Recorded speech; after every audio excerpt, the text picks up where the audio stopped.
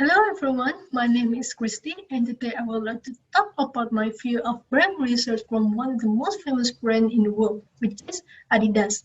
So before I go into deeper into the research, these are the agendas for the video. So the first one, a brief history of Adidas. So Adidas was founded in 1949 in Germany by Adi Dassler, producing shoes for athletes, especially for runners. The company developed and registered shoes with three stripes as the differentiator for other sports shoes, which includes the first logo, and later on it became the brand trademark and identity for Adidas. As a company, Adidas has been setting lots of company strategy to maintain its authenticity. And this year, Adidas introduced On the Game as their company strategy for 5 years, which is focusing itself to enhance its brand credibility, experience, and sustainability in both sports and lifestyle. Besides its first logo, so Adidas has been developed several logos that's still being used today. The first logo is the legendary trefoil logo, which came out since 1972, and it represents as performance and is still being used for Adidas' original product line. In 1991, they updated the logo, which we know it all along, which is the mountain model. So the model it represents for sport-oriented performance and increased success for Adidas. And in 2002, Adidas revealed a new logo, which is known for its style and fashion focus for younger generation. And lastly, the wordmark logo that honored the founder itself, denoting the leadership, improvement, and evolution of the brand. So, if you look at these logos, Adidas consistently includes all the three stripes as its main identity, showing the design consistency as Cook et al. Stated that this can create the brand association, identity, and differentiation for Adidas. As a brand, Adidas is trying to position itself as a sport and lifestyle brand that has the power to change its life, addressing its performance, continuous innovation, and deliver the product and experience for all as the drivers.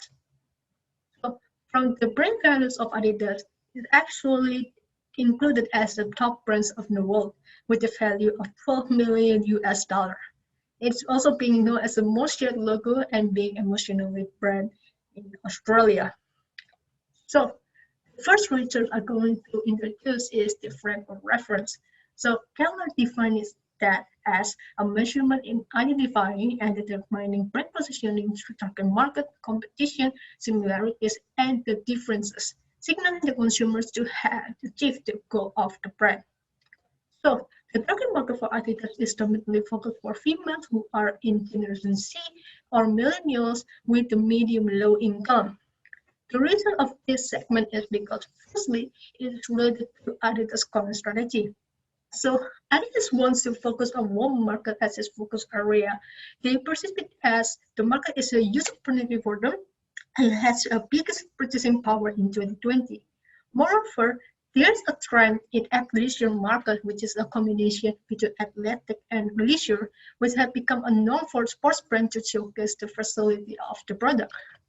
Moreover, this two generations both has affection in socio-digital environment, mainly for mobile platform and also social media usage for expressing themselves. Gosling stated that the so-called young consumers are interested in versatility, style, performance at the same time when it comes to choosing sports brand. Apparently, it is adhering to Adidas as Adidas original is favorable for this kind of young consumers as it's become part of its strategy. So for the psychographic perspective, the value segment of the young consumers are look at me and young optimism according to Roy Morgan, but they are also trying to be price conscious. And from activities and lifestyle, they are active, but also trying to think about the sustainability. So the certification of this psychographic. So firstly, from the Roy Morgan value segment, they are both admiring having active lifestyle, but also trying to be trend conscious with adhering to their interest in style. Moreover, Henry stated that the consumers are thinking that price is everything for them when it comes to purchasing decision, reflecting its inability to have income. So from the sustainability perspective, this segment are conscious about social and environmental issues and are expecting that the brand can understand the way of thinking and good this by being go-green brand for consumers. However, this segment from the behavioral perspective, they have a low brand loyalty, but they're seeking a benefit in versatility and also style. So why the brand loyalty is really low? Because the segment is actually trying to be price conscious.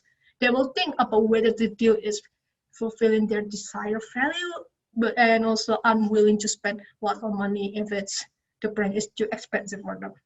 On the other hand, they actually also really want to seek a multi-purpose design that also stylish enough as Gosling stated. So talking about the direct competitors, so I propose Nike and Under Armour as the big three of sports brand in the current era. So Nike is actually have a higher brand value as it's currently become one of the best brands, global brands in the world.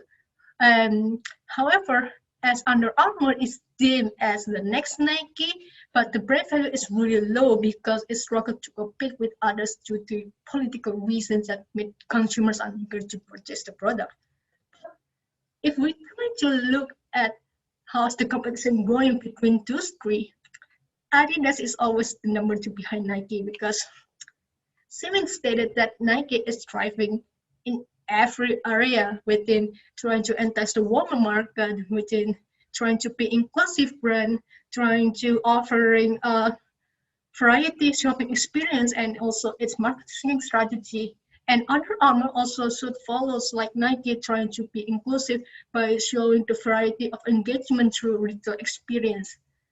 Adidas is really lacking in enticing woman market because their design is too male oriented. So that is why I did just trying to be ideal as possible, which is they are really failed to entice the market.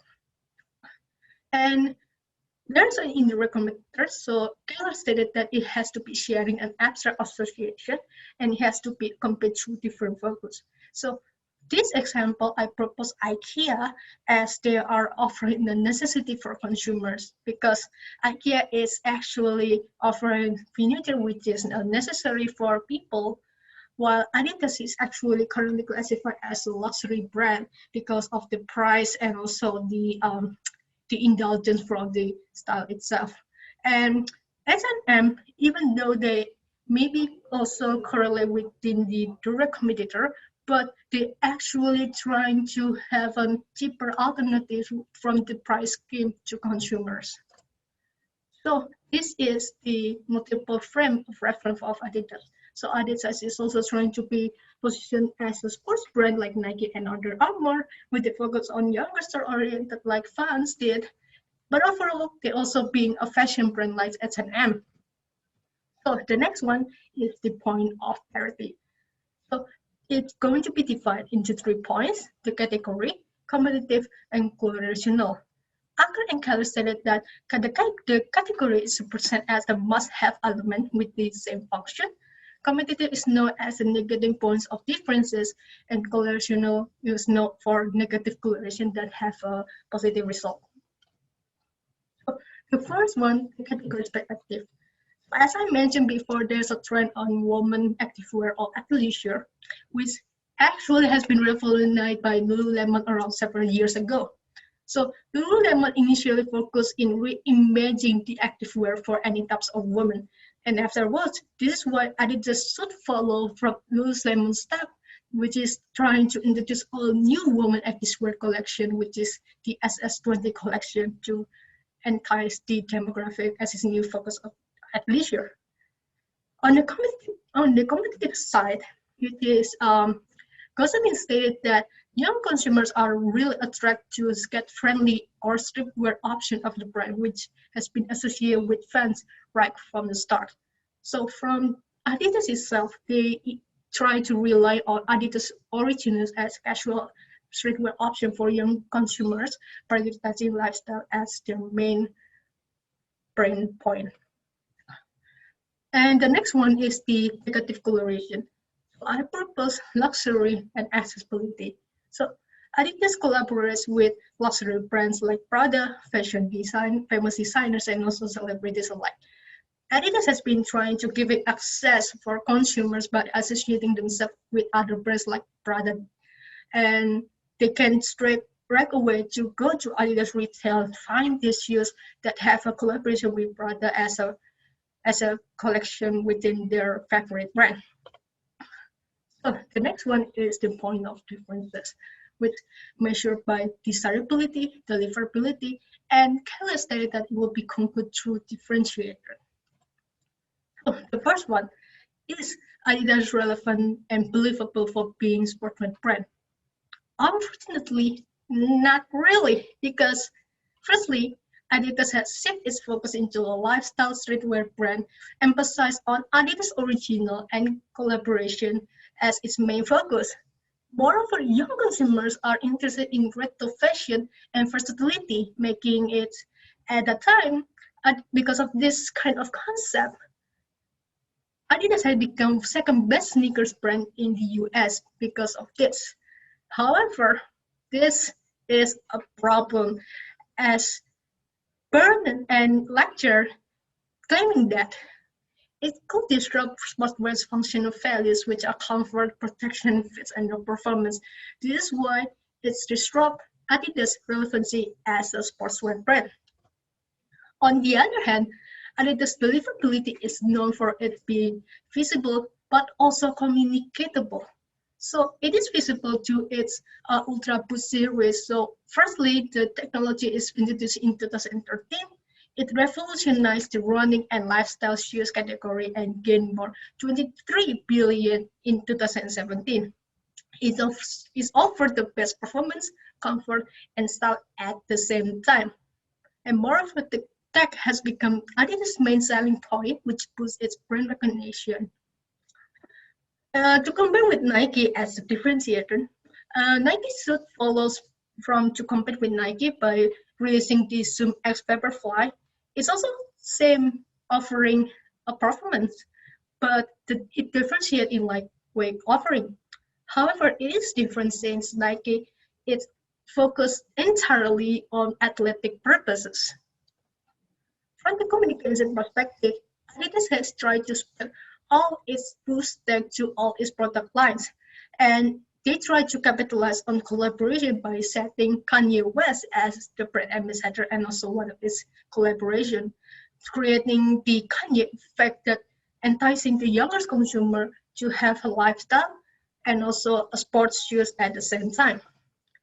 However, on the other hand, Nike itself has been capitalized by communicating to consumers through its technology advancement, and is also a position itself for enhanced athlete performance to break the records. So, in conclusion, is Adidas brand really different than the others? Is it defensible? Is it difficult to attack? Apparently, turns out they can. The brand itself can be stagnant also that the focus of the brand become too fashionable, but Adidas turns out starts still trying to deliver performance as its main niche. So by concluding all the explanation above, I think Adidas' main points of differences is offering versatility as their main differentiator. So they're trying to deliver sports apparel, but it can be worn at any time in any circumstances. So next one will be the measuring the brand equity. I interviewed 5 people about Adidas, and all the interviews are have experience in wearing Adidas product, mainly the shoes. And the demographics perspective, they are all millennials and Generation C demographic. So by using colors concept in measuring the brand equity, it has to be measured based on the brand awareness, image, and also relationship. So from the level itself of Adidas, I set it to moderate level as it has a high in awareness, moderate high in image. However, it has a low in relationship. So the key points from the brand awareness is that Adidas has a developed high in both brand recall and recognition. So when I try to interview the 5 interviewees, there are no Adidas as one of the best and famous sports brands behind Nike. And they are mostly recognized from its shoes design, the three stripes, and the mountain logo. So Acker and Keller stated that why is it has a high level of awareness. It represents as consumers able to learn and consider the choice of brand when they're trying in the position in purchasing decision process. And Acker also stated that there's an established in a familiarity within consumers to develop the brand knowledge through its logo designs and also maybe the characteristic from the brand. And so based on the brand image, the interviewees mostly associate Adidas as a shoes, lifestyle, high quality, function, and a fashion brand. These views are actually correlated with each other, and some interviewees stated that they are durable, they are comfort, but also a simple shoes. So they perceive that Adidas has a high in quality, which they are admired because it's comfy, durable, and also protect from soreness. They also think worth the price, so because some of them thinking that, oh, Adidas is likely cheaper than Nike. However, they are still willing to change option if the shoe is too expensive, because it's reflected to the happy being price conscious. And however, there are mixed in credibility and also differentiation. So they have mixed reaction whether Adidas should be a sports brand or the lifestyle brand. And most of them are thinking that Adidas should be a sports brand, not a lifestyle. And they thinking that Adidas is not as innovative and also unique because the design is really monotone. It just has a three stripe, which is they don't really think that is stylish at all. Which is it is a headline to broad and lecture because it's because they're concerned about the problem of sportswear being too fashionable as it can disrupt its initial values. Moreover, they perceive the Adidas as a competent but also sincere because Adidas has good reputation. Adidas is also famous and also consistently offering function also performance. However, they did not develop any brand loyalty to Adidas as they are thinking that price is everything about it. So when I try to ask about how much do you willing to pay for Adidas, they say that around 100 until 150 is still worth it for buy a new shoes from Adidas. However, if they try to willing to spend 200, they still try to reconsider about the values first.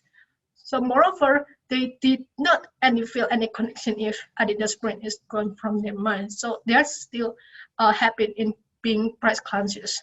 And it also have a low sense in community as they feeling that Adidas is not trying to communicate with them and the innovation is really low. So to conclude, Adidas is actually young consumers who are trend conscious and versatile seekers. Adidas is the brand of stylish sportswear that is focused on performance, comfort, and function. So these are the recommendations for Adidas as a brand. So firstly, Adidas needs to engage closely to women at its market growth. So they need to emphasize active wear as the most versatile sports clothing, and they need to provide an inclusive shopping experience to elevate its social sustainability and increase its engagement, and try to emphasize on social media narrative too, especially for women.